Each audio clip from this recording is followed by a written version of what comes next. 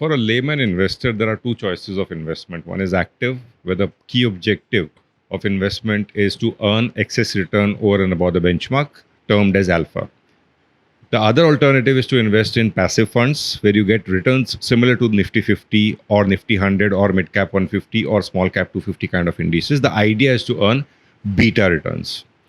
Now, unfortunately, most of the active large cap funds, it has been observed that they are not able to beat the benchmark consistently year on year. Does that mean that the entire category of active funds are not performing well? Not really. There are definitely few funds who are outperforming the benchmark. There are few funds who are underperforming the benchmark. On an aggregate, they may be matching the returns of the index. Now, for a layman investor, it is very difficult to identify which active fund is going to outperform because every year the funds who are outperforming change. So there's a rotation of active funds who are outperforming or rank one in terms of performance. With this background, if I were if I am a long-term investor and if I want to earn returns which are similar to the market returns, passive comes handy because it's a low-cost investment avenue which gives you exposure to the market.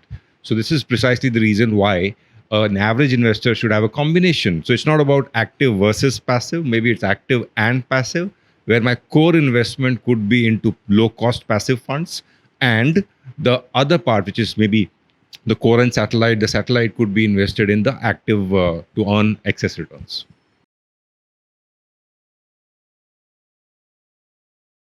Sure. So I'm significantly positive on the kind of growth that passive would see in the coming years. Today, we have a variety of choices of passive products on indices. There are as many as 89 indices on which there are passive funds. There is at least one passive fund today, cutting across broad-based sector, theme, strategies, fixed income target maturity, fixed income constant maturity, and international funds. Now, an investor has to decide what mix of passive funds is best suited for himself or herself, depending upon the risk appetite of the investor and the kind of goals that the investor is targeting. As an index provider, what we are excited about is working on innovative index strategies. So, be it strategies or themes or smart beta indices like momentum or alpha, we are equally excited to work on more ideas in the coming year. You would see a lot of innovation in this space. In the fixed income space, you would have observed the target maturity roll down product. I think that's the best thing that can happen in the fixed income space.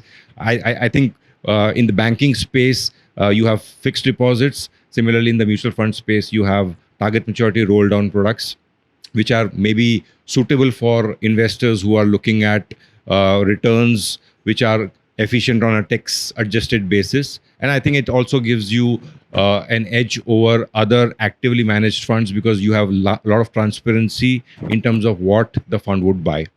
With that, we are equally excited to work along with the industry and work on and launch various innovative products.